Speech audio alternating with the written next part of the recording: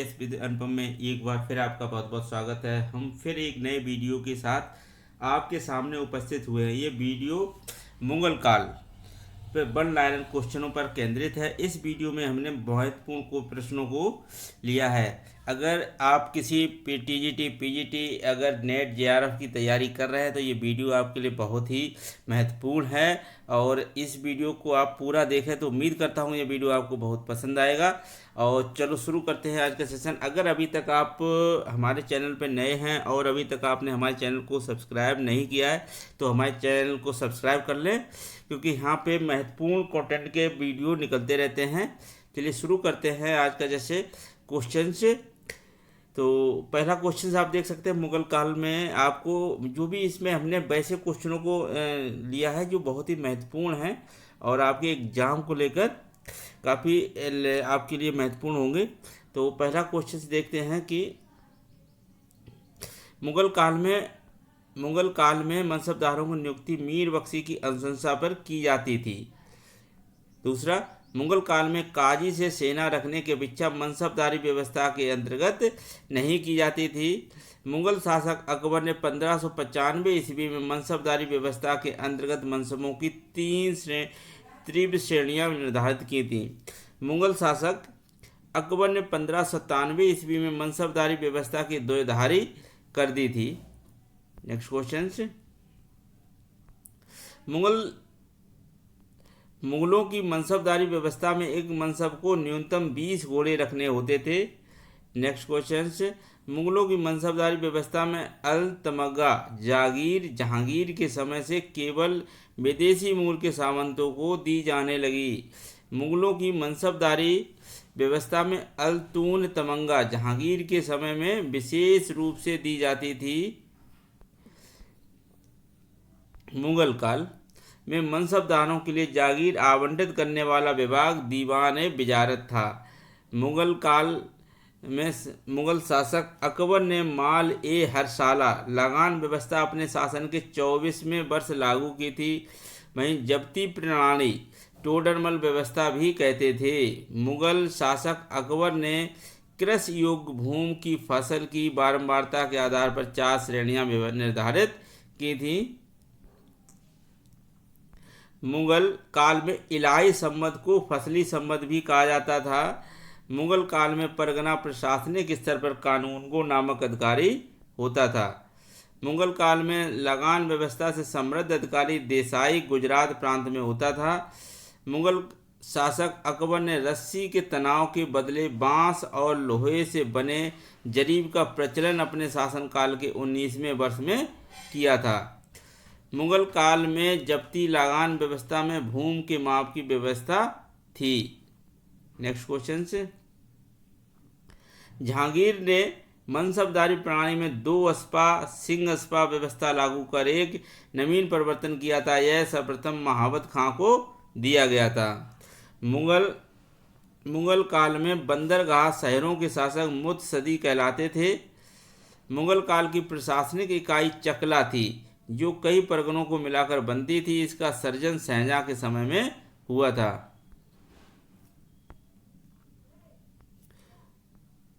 मुगल शासक जहांगीर के समय प्रशासन में अफगानों को स्थान दिया जाने लगा था। मुगल काल में टकसाल का मुख्य प्रबंध दरोगा-ए-दारुल-जर्ब के दायित्व में था। मुगल बादशाह अकबर के समय में कश्मीर में चेरी की खेती आरंभ हुई थी। चेरी खेती कहाँ से आरंभ हुई थी? कश्मीर से।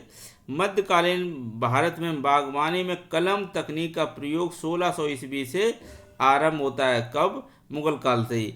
नेक्स्ट क्वेश्चन से, मध्यकालीन भारत में रेत घड़ी का निर्माण 1700 ईस्वी से किया जाने लगा था। मुगल कालीन चित्रों में रेत घड़ी दर्शाई गई। आगरा स्थित रामबाग और जहराबाग का निर्माण बाबर के समय हुआ था। मुगल स्थापत्य कृत पंचमहल के आधार स्तंभों के आकार प्रकार भिन्न हैं। मुगल बादशाह जहांगीर के काल में चित्रों के घोड़े हाशिए का उपयोग प्रारंभ हुआ। नेक्स्ट क्वेश्चन से, मुगल अबुल फजल की कथा अनुसार अकबर ने विवाह के लिए लड़कों लड़कियों के लिए एक निश्चित आयु निर्धारित की थी। वे आयु सीमाएं क्रमशः 16 और 14 वर्ष थी। मुगल बादशाह अकबर ने फतेहपुर सीकरी में बालिकाओं के लिए विद्यालय की स्थापना की थी। कहाँ पे? फतेहपुर सीकरी में। चौपड़ से मिलता जुलता खेल चंडाल मंडाल मुगल बादशाह अकबर के समय से आरंभ हुआ था। शाहजहां के दरबार में सिजदा प्रथा का प्रचलन बंद करा दिया था। मुगल वंश के संस्थापक बाबर ने प्रशासनिक पद मीर खलीफा का सर्जन किया था। इसका तात्पर्य प्रधानमंत्री था। सूर शासक शेर शाह को शेर खां की उपाधि मोहम्मद शाह नूहानी मध्यकालीन भारतीय शासक ने प्रदान की थी। राणा प्रताप सिंह व उदय सिंह ने मुगलों की अधीनता स्वीकार नहीं की थी। राणा प्रताप और उदय सिंह ने। नेक्स्ट क्वेश्चन, मुगल शासक अकबर ने अहमदनगर का दक्षिण भारत के लिए मध्यवर्ती राज्य के रूप में उपयोग किया था। जहांगीर के समय में कंधार क्षेत्र पहली बार ईरानियों के अधिकार में चला गया था। शाहजहां के शासनकाल से राजपूतों के साथ वैवाहिक संबंधों की नीति त्याग दी गई थी। वैवाहिक संबंधों की किसके शासन में? शाहजहां के समय से। मुगलों की दक्षिण में साम्राज्य विस्तार की सीमित नीति का परित्याग शाहजहां के समय किया गया। अहमदनगर राज्य का विलय मुगल साम्राज्य में 1632 ईस्वी में किया गया था। जहांगीर के काल में एक भी मस्जिद नहीं बनी थी।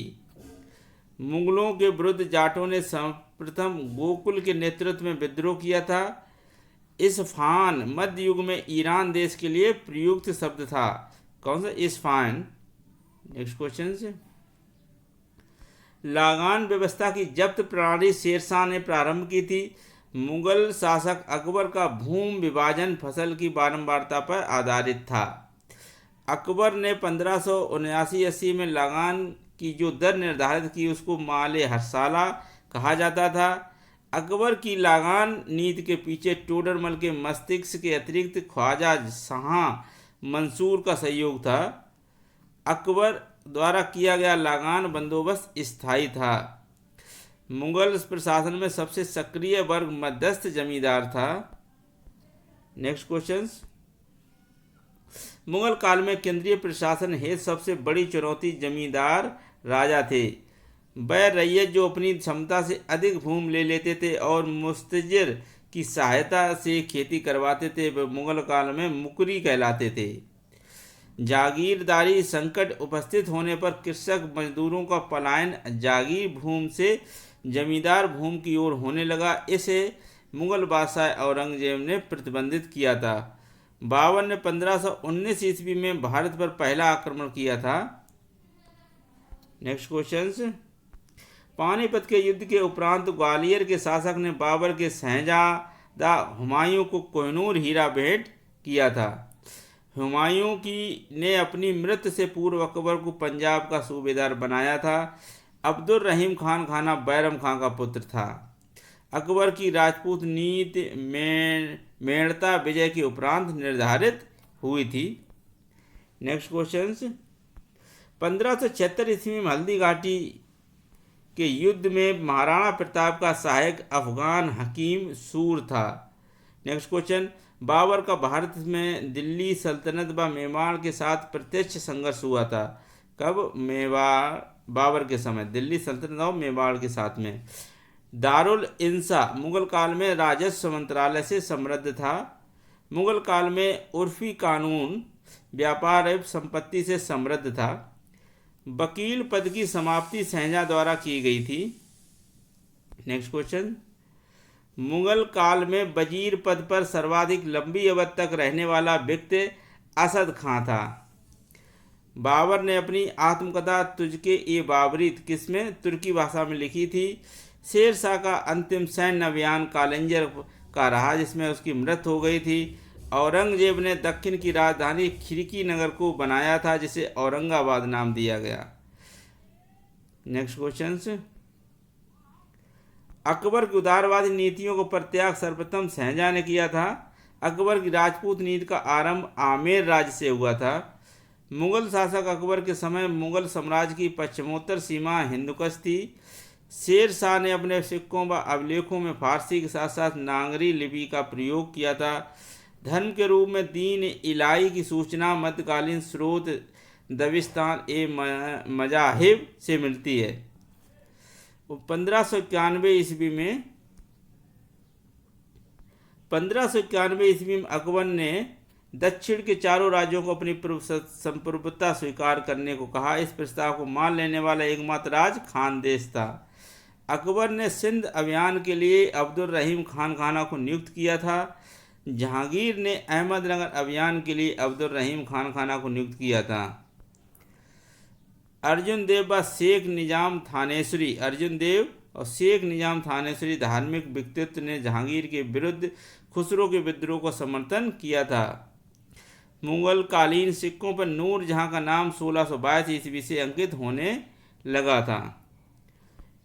तबाकत ए अकबरी की रचना ख्वाजा निजामुद्दीन अहमद ने की थी। निजामुद्दीन अहमद ने शहजादा खुर्रम को विद्रोह करने पर मलिक अंबर ने शरण दी थी। तो ये था आज का सेशन, और ये आपको कैसा लगा हमें कमेंट करके ज़रूर बताएं। इसमें जो प्रश्न लिए गए हैं वो टीजीटी और पीजीटी लेवल के ही प्रश्न हैं। इसमें सूक्ष्म बातों को भी इसमें मेंशन किया है। तो ये आगे का इसका जो भी न्यू वीडियो में इसके आगे के क्वेश्चन को हम लेकर आएंगे। और जो भी टीजीटी पीजीटी की अगर आपका इतिहास सब्जेक्ट है तो ये वीडियो आपके लिए बहुत ही इम्पोर्टेंट है। और आज के लिए दोस्तों बस इतना ही। नमस्कार, जय हिंद दोस्तों।